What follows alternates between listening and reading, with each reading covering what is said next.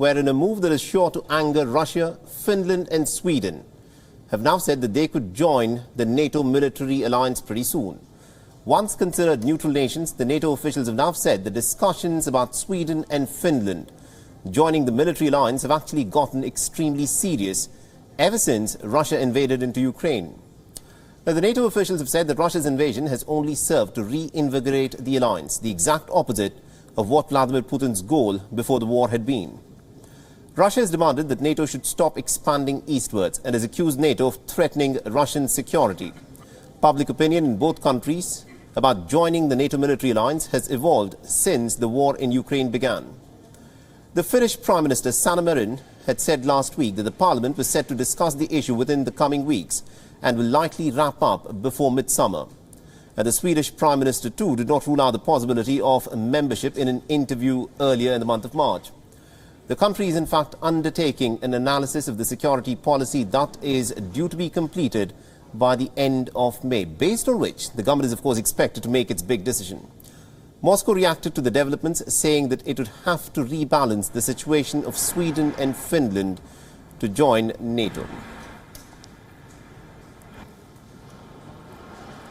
All right, now to give us more insights in terms of what is likely to happen with these two nations who have now expressed their desire and have fast-tracked their talks to join the NATO military alliance, we are joined in by our correspondent Rosie Burchett, who's joining us live from Brussels.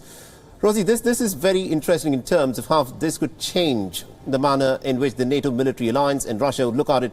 Sweden and Finland, two nations that had remained neutral so far, have fast-tracked their talks to join the NATO military alliance. How is this likely to impact Europe?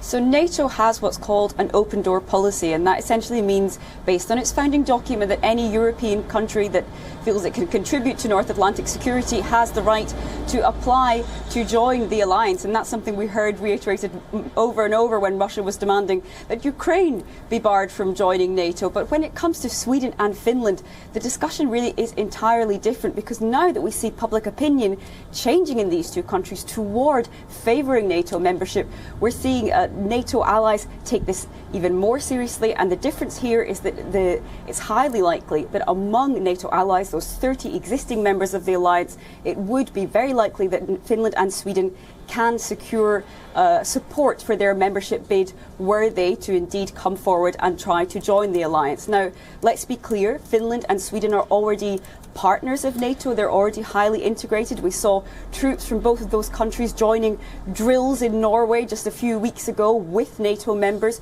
So this would be a major kind of political change, a shift in those Nordic countries. However, we do already have quite a significant level of integration and work with NATO countries from Finland and Sweden. They often, for example, join meetings of NATO here in Brussels.